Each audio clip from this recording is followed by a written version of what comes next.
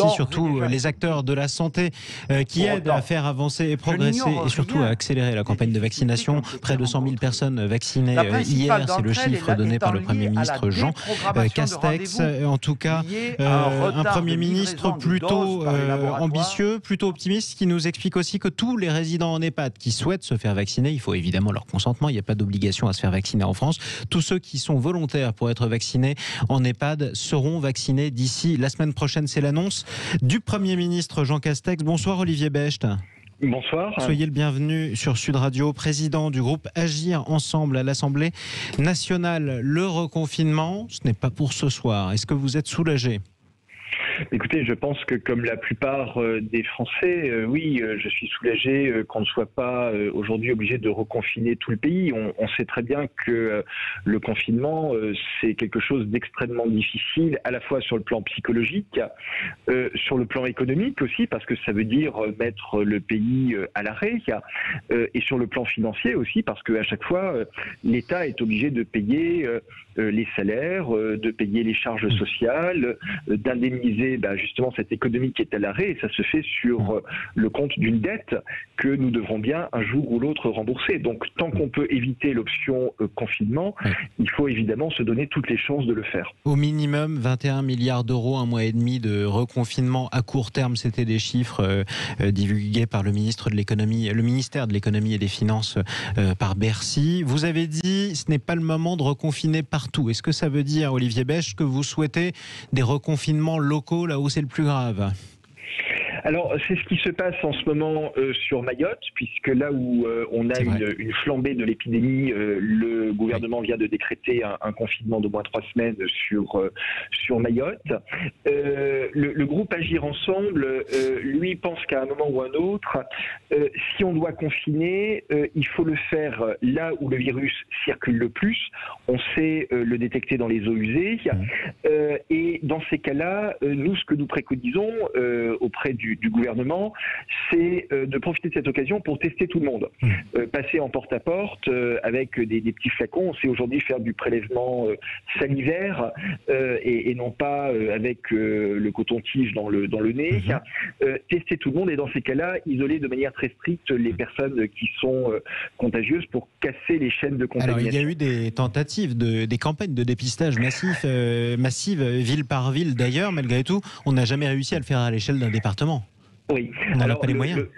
Alors non, c'est pas une question logistique. C'est en réalité qu'aujourd'hui, à la fois le test et l'isolement restent sur la base du volontariat.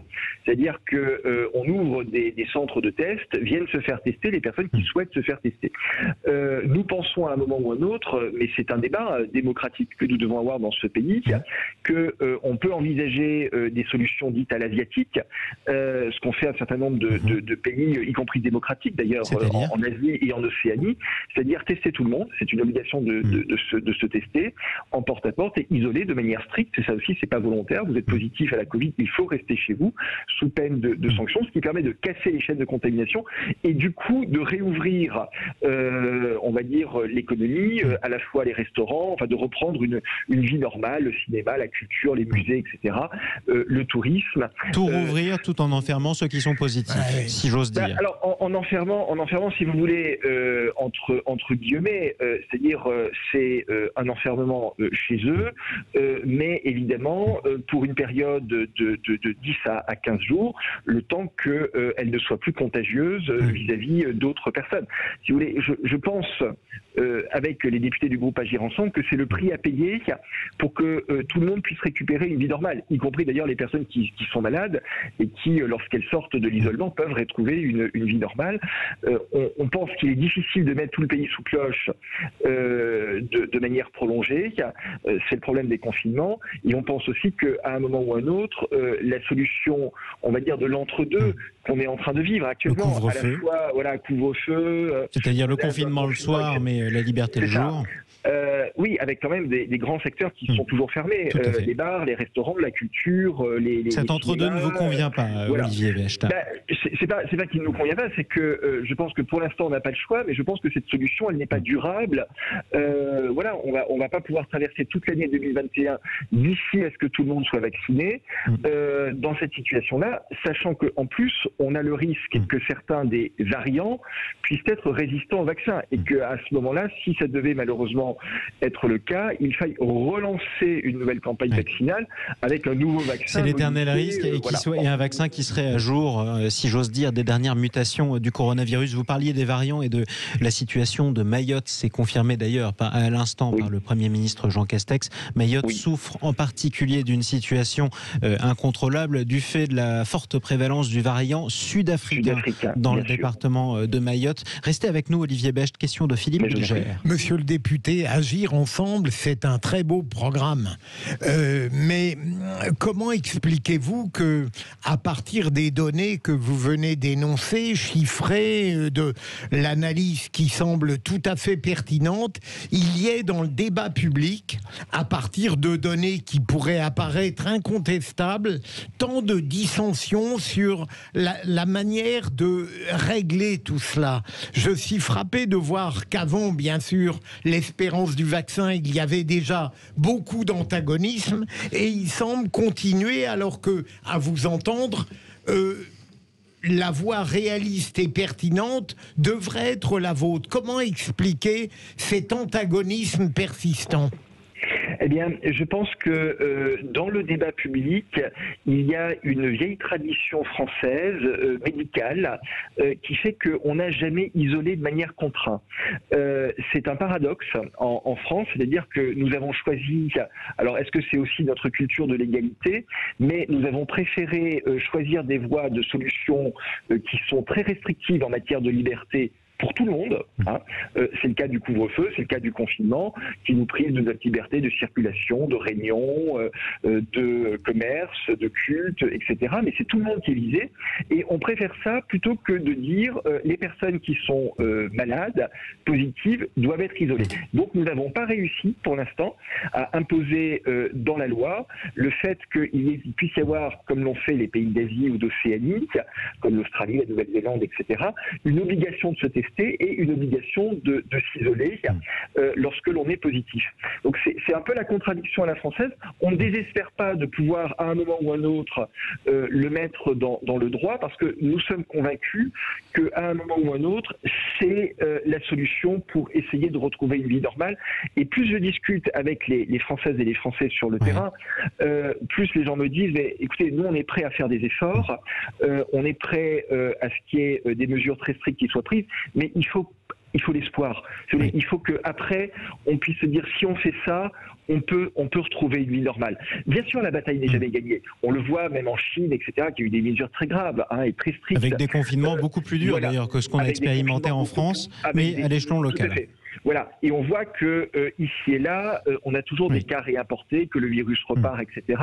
Mais entre-temps, les gens retrouvent une vie normale. On le voit, les bars sont ouverts, les restaurants sont ouverts, les gens peuvent. Et il faut tendre vers cet objectif qu'ont pu atteindre d'autres pays dans le monde. Merci à vous, Olivier Becht, d'être intervenu sur Sud Radio. Je rappelle que vous êtes le président du groupe Agir Ensemble à l'Assemblée nationale. Vous êtes donc, par définition, même si je ne l'ai pas dit, député. Merci à vous d'être intervenu sur Sud Radio, Olivier Becht. Il y a quelques instants, vous appeliez à des campagnes de dépistage massif. C'est pas encore tout à fait ce que le gouvernement a décidé. Malgré tout, Olivier Véran, à l'instant, annonce qu'à la rentrée des vacances de février, la France devrait être en mesure de faire des centaines de milliers de dépistages par voie salivaire.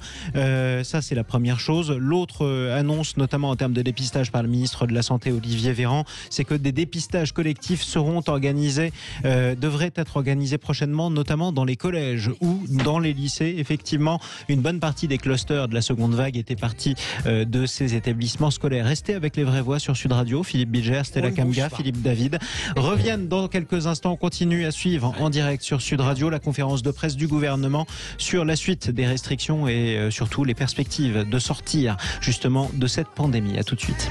Les vraies voix Sud Radio, 17h-19h, Jean-Marie Bordry. Les vraies voix sur Sud Radio avec Philippe Bilger, Philippe David et Stella Kamga. Arrivera-t-on à éviter un troisième confinement? C'est la question que nous nous posons ce soir sur Sud Radio. Vous votez sur le Twitter de Sud Radio, vous nous appelez 0826 300 300. Dans un instant, nous accueillons notre dernier invité, Christophe Prudhomme, porte-parole de l'association des médecins urgencistes de France. Mais tout de suite, en direct sur Sud Radio, Olivier Véran, le ministre de la Santé, qui fait le point sur la menace des différents variants qui circulent sur notre pays. On l'écoute. Mais nous identifions aussi du variant d'origine sud-africaine et depuis hier, 4 cas de variants d'origine brésilienne, notamment dans le Var, dans la région Aura ainsi qu'à La Réunion. Notre objectif est clair. Nous voulons limiter au maximum la diffusion de ces variants, gagner du temps pour pouvoir vacciner et protéger les plus fragiles d'entre nous. La stratégie est au fond la même, mais les moyens, je le disais, que nous mettons en œuvre sont encore plus importants. Moyens diagnostiques d'abord, avec des nouveaux kits PCR dits multiplex, qui permettent de traquer la présence d'un variant lorsqu'un test PCR est positif, mais aussi avec le séquençage génétique massif des tests positifs, qui nous permet de suivre leur évolution.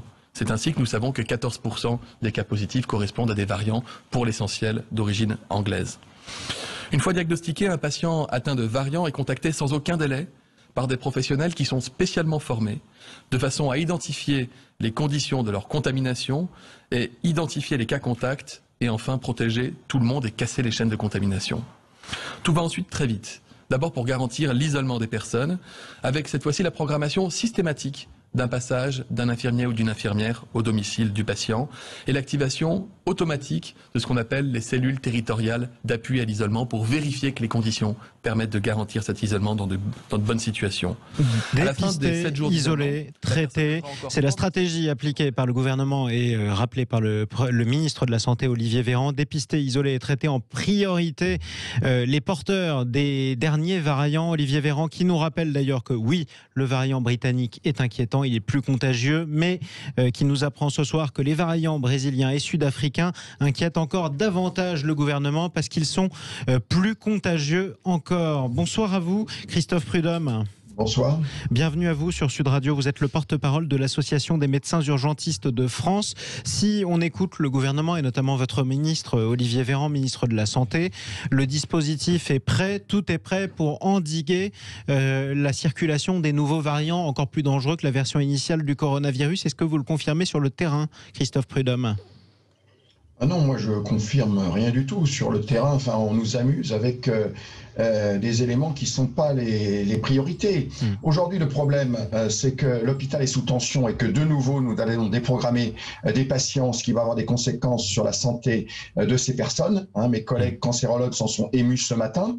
Et écoutez, moi, je n'ai aucune confiance dans ce qu'a annoncé le président de la République et ce qui a été relayé par le Premier ministre tout à l'heure, sur l'effectivité de la vaccination. Vous savez, si on veut lutter contre les variants, il faut casser l'épidémie en vaccinant le plus rapidement possible. Plus on laisse l'épidémie évoluer, plus il y aura de variants potentiels. Or là, que constatons-nous ? Écoutez, c'était sur une des diapos qui a été présentée tout à l'heure. Nous n'avons que 100 000 personnes vaccinées en France en un mois. 100 000 personnes qui ont eu une deuxième dose. Et donc le rythme qui est annoncé n'est pas celui qui a été annoncé par le président de la République. Et puis, à l'hôpital, écoutez, on ne parle pas du tout de l'hôpital. C'est un problème. Aucun lit supplémentaire en un an en réanimation. Qu'a fait le gouvernement? Qu'a fait M. Véran? Les 12 000 lits annoncés par M. Véran au mois de juillet l'an dernier, on les attend toujours. Donc le problème, c'est qu'il faut traiter l'ensemble du dispositif et pas aller d'un dispositif à l'autre parce que cette épidémie va durer plusieurs mois, peut-être plusieurs années. Et donc, il faut qu'on ait une stratégie cohérente et arrêter de nous amuser avec le confinement à un moment donné. Puis après, sur les vaccins, c'est le président qui nous annonce des choses. Moi, je considère que le président, tel qu'il est intervenu hier, nous a menti. On n'a pas la capacité de vacciner jusqu'à l'été l'ensemble de la population française. Ce n'est pas vrai. L'ensemble de la population française volontaire. Pour vous, ça ne va pas assez vite. Mais le gouvernement, en tout cas, Jean Castex et Olivier Véran viennent de rappeler ces chiffres. 100 000 personnes vaccinées hier. C'était ce que disait Jean Castex à l'instant. Non. C'est ce qu'il a dit, en tout cas. Regardez les diapos. Les diapos qui ont été présentés par le Premier ministre. Alors, soit quelqu'un s'est trompé sur les diapos. Nous avons vacciné en un mois C'est-à-dire vacciner, ça veut dire recevoir 2 injections. Nous avons vacciné 100 000 personnes en un mois. 100 000 personnes qui ont reçu 2 injections. Et là, la manière dont les laboratoires pharmaceutiques se comportent est particulièrement scandaleuse. Écoutez, on a aujourd'hui un débat qui n'est pas le bon avec l'industrie pharmaceutique. Il faut activer le dispositif, l'Organisation mondiale du commerce, pour qu'il n'y ait plus de brevets et qu'on mette toutes les usines à disposition et pas celles qui nous sont octroyées après discussion avec le PDG de Sanofi qui s'est complètement planté dans sa stratégie industrielle et qui aujourd'hui met une seule usine à disposition. Encore une question, Christophe Prudhomme, avant de donner la parole à notre vraie voix, Stella Kamgar, Philippe David et Philippe Bilger. Vous avez relayé il y a quelques jours une certaine inquiétude devant la perspective d'un 3e confinement. Le gouvernement, malgré tout, maintient son objectif, tout faire pour que ce 3e confinement n'arrive pas. Est-ce que sur cet aspect-là, vous vous félicitez de l'attitude du gouvernement ? Oui, le confinement brutal, comme on l'a connu au printemps dernier, a plus d'effets négatifs que d'effets positifs. Donc de ce point de vue-là, il faut essayer de limiter. Mais par contre, là, le ministre de la Santé nous expliquait qu'il allait modifier la stratégie sur le testé, tracé, isolé. Vous voyez bien qu'on a une stratégie du nombre de tests, mais pas d'efficacité sur l'isolement. Et ça nous inquiète parce qu'il faudrait avoir une stratégie localisée. Quand le virus est très présent dans une zone, il faut prendre des mesures sur la zone, pas sur l'ensemble du territoire. Vous voyez, les frontières aujourd'hui ne sont pas sur le Rhin, elles sont aux marges de Bretagne. Donc voilà, il faut qu'on ait une autre stratégie sur la circulation des populations.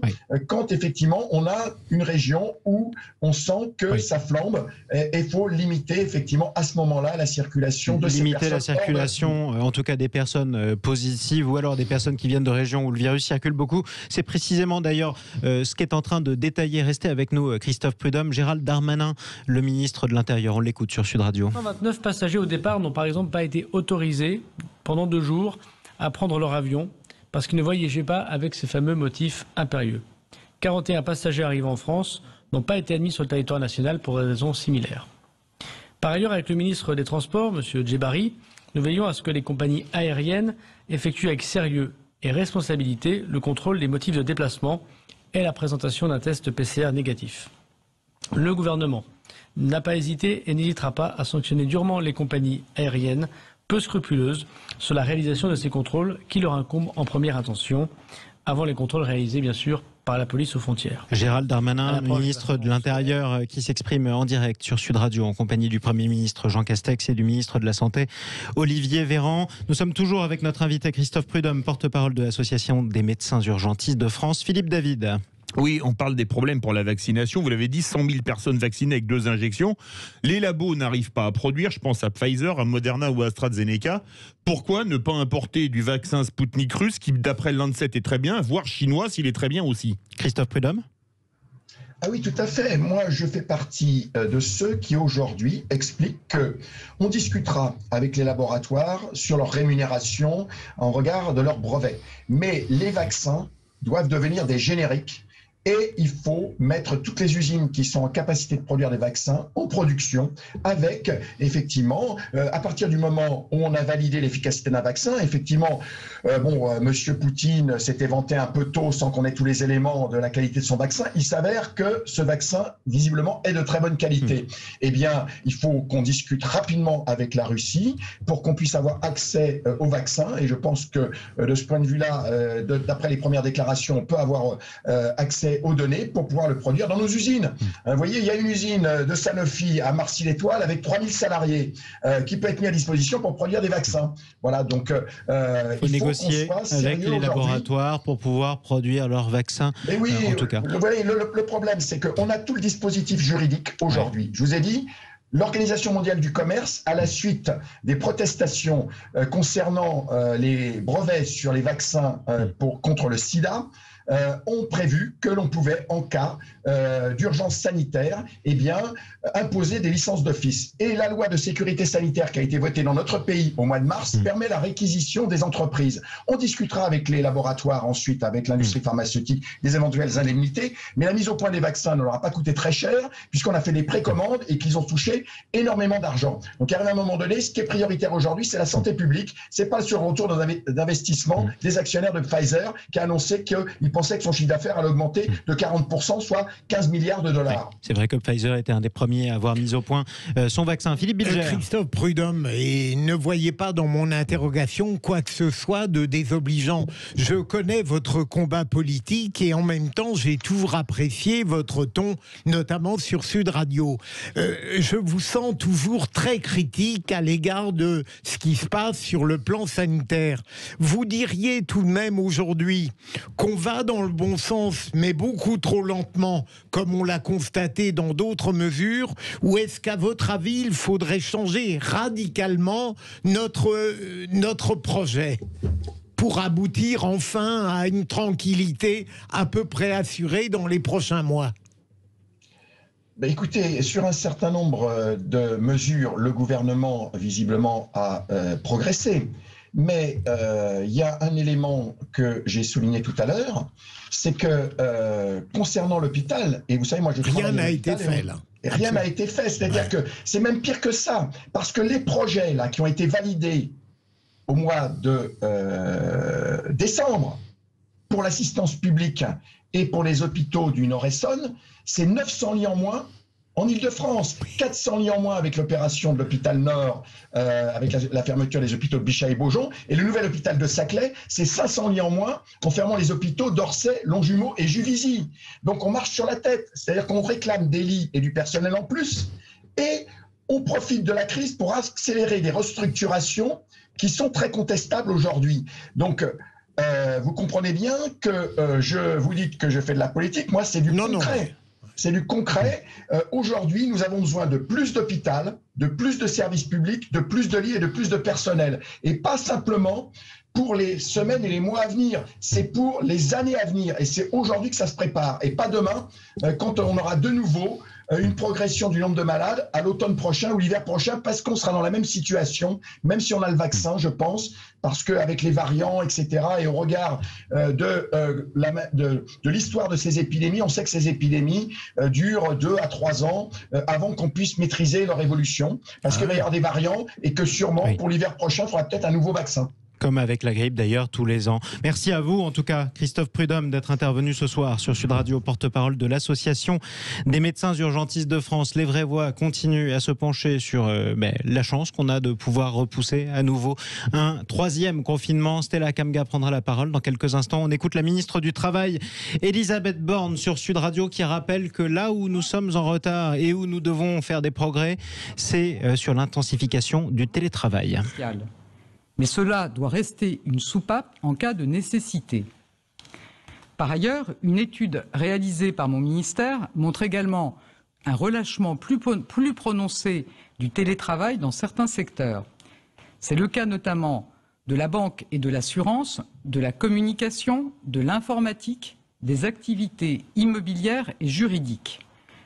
Je réunirai donc les branches professionnelles concernées en début de semaine prochaine pour m'assurer que les mesures nécessaires auront été prises. Comme toujours, le bon équilibre se définit dans le dialogue social au plus près du terrain. C'est pourquoi j'appelle tous les chefs d'entreprise et les représentants des salariés à organiser des concertations au sein de chaque entreprise dans les meilleurs délais. La ministre du Travail, Elisabeth Borne, en direct sur Sud Radio, qui nous apprend d'ailleurs qu'une étude nous révèle qu'un salarié qui est télétravaille de manière partielle, c'est-à-dire une partie de la semaine, a 20% de chance de moins d'attraper le coronavirus. Si vous télétravaillez de manière complète, vous en avez 30% de chance. C'est la raison pour laquelle le gouvernement souhaite intensifier le télétravail partout où il est possible. Arrivera-t-on à éviter un 3e confinement? Nous en débattons avec nos vraies voix. Vous nous appelez 0826 300 300. Dans un instant, je donnerai la parole à Bernard qui nous appelle de Font-Romeu. Stella Kamga, est-ce que les perspectives auxquelles nous sommes confrontés ce soir tendent à nous rendre optimistes ou pas du tout? Je reste dubitative. Hein. Après avoir écouté le précédent invité, Monsieur Prudhomme, je reste vraiment dubitative. Le porte-parole de l'association des médecins urgentistes de France, vous êtes dubitatif, pourquoi? On vaccine pas assez vite non seulement on ne vaccine pas assez vite, mais tous les travaux, tous les emplois ne sont pas faits en fait de telle enseigne qu'on se met en télétravail. Et toutes les entreprises aussi ne peuvent pas se permettre forcément le télétravail. Alors il y a effectivement des métiers sur lesquels on ne peut de toute façon physiquement pas télétravailler. Exactement. Mais le secteur des services est très important aussi en France, donc c'est vrai qu'il y a encore de la marge. C'est ce que rappelle le gouvernement. Restez avec nous, évidemment, Stella Kamga, 0826 300 300 direction Font-Romeu. Bernard, bonsoir. Oui, bonsoir Sud Radio, bonsoir les vraies voix. Bonsoir, bienvenue. Également. Soyez le bienvenu, mon cher Bernard, sur Sud Radio. Est-ce qu'on arrivera à l'éviter, ce troisième confinement, contrairement aux Britanniques qui sont confinés depuis les fêtes de Noël? Je pense qu'on a été quand même un peu plus sage qu'eux. Britanniques, ça dure depuis les guerres de 100 ans qui sont pas sages. Bref, on va pas épiloguer. Donc moi, ce que je dis, c'est que il n'y a pas de télétravail pour les domaines skiables. Moi, je défends ce secteur. Et puis j'habite au cœur. Je suis au cœur je suis dans les entours de neige et de montagne. À l'heure où je vous parle. Voilà, il y a donc, si vous voulez, il n'y a pas de télétravail pour les. Il n'y a pas de télétravail, il n'y a pas de travail tout court d'ailleurs pour les salariés des stations de ski, y compris chez vous, dans les Pyrénées, vous qui êtes à Font-Romeu. Alors, une info que je pourrais donner, déjà, je passe un petit message pour la sécurité de tous les amateurs et les mordus de la neige et du ski. Il faut préciser que par défaut, sur les domaines skiables, la sécurité n'est pas assurée. Tout à fait. Voilà, je précise ça il y a pas mal de gens en périphérie qui sont un peu aux abords des stations et il n'y a pas de sécurité. C'est très important. Au cœur des stations, encore moins. Et vous faites bien, d'ailleurs, Bernard, de le rappeler, parce que c'est vrai que la tension est grande pour certaines personnes qui sont pas très loin des montagnes d'aller skier, alors même qu'il faut monter à pied ou alors en peau de phoque et de descendre tout seul. Si vous avez un accident ou même si vous vous foulez la cheville, il n'y aura personne pour vous voir tout de suite et ça peut être extrêmement dangereux. Et personne d'ailleurs pour vous retrouver sous une avalanche. Merci à vous Bernard, bon courage à vous en tout cas, toujours pas de ski pendant les vacances de février, on le savait déjà, c'est confirmé ce soir, les vacances de février ça commence ce week-end malheureusement, vous ne verrez pas ce qui se passe d'habitude chez vous pendant ces mêmes vacances. Merci, bon courage à vous Bernard, merci à vous de nous avoir appelé au 0826 300 300 depuis Font-Romeu dans les Pyrénées. Philippe Bilger. Non. Non, bien, mais Jean-Marie, je ne peux que confirmer, évidemment... le télétravail qui doit être intensifié là où il est possible, voilà, c'est ce que demande le gouvernement. Et surtout, je confirme, à partir d'une expérience personnelle, qu'il y a eu des déprogrammations de la seconde injection. C'est vrai. Et donc, au lieu d'en bénéficier le 20, ce sera le 27. Donc, en Ile-de-France, il y a des problèmes. Il y a, en Ile-de-France et dans un certain nombre de régions, beaucoup de demi-vaccinés en France, beaucoup moins de vaccinés complètement en France. Philippe David. Moi, je me demande d'où sort l'étude d'Elisabeth Borne, parce que si vous passez une journée par semaine à la maison en télétravail, vous avez 20% de chances de moins d'être contaminé. Toute la semaine, 30% de moins. Excusez-moi, entre 1 jour et 5 jours, on ne peut pas dire que l'écart soit flagrant. Eh bien, cher ami, vous regarderez les podcasts et les publications sur le Facebook de Sud Radio. Vous verrez la référence de cette étude et on pourra en faire un débat dans les vraies voix sur Sud Radio. Stella Kamga. En effet, on y tient parce que moi aussi, je me suis posé la question. Pourquoi pas? Je suis pas scientifique, mais je suis presque sûre que ni moi, ni d'ailleurs Elisabeth Borne. En tout cas, vous êtes étudiante, Stella. Oui, mais pas scientifique. Vous êtes étudiante en tout cas, et donc les cours pour l'instant, et pour l'instant, les cours ne sont toujours pas possibles en présentiel pour vous. Si, on a repris en présentiel. Bon, vous voyez. Mais comment dire, c'est pas toute la semaine, c'est pas tous les jours. C'est, on va dire, en fonction des établissements, c'est 1 jour sur 2 ou 2 jours par semaine sur 5. Voilà. Est-il possible d'éviter un 3e confinement? C'est la question qu'on vous posait ce soir sur le Twitter de Sud Radio. Vous répondez oui. À 78% d'entre vous, sachez-le, vous êtes d'accord avec le gouvernement, puisque c'est encore l'objectif qui est matraqué ce soir, aussi bien par Jean Castex qu'Olivier Véran, Gérald Darmanin ou Elisabeth Borne. Restez sur Sud Radio, chers amis, avec Philippe Bilger, Stella Kamga et Philippe David. Nous revenons dans quelques instants en compagnie de Clément Barguin. On va changer un petit peu les idées. Clément Barguin propose un clin d'œil des vraies voix en direction des gourmands. C'est vrai, on a été confinés, on a fait des progrès culinaires. Et il va vous aider à en faire davantage encore. À tout de suite sur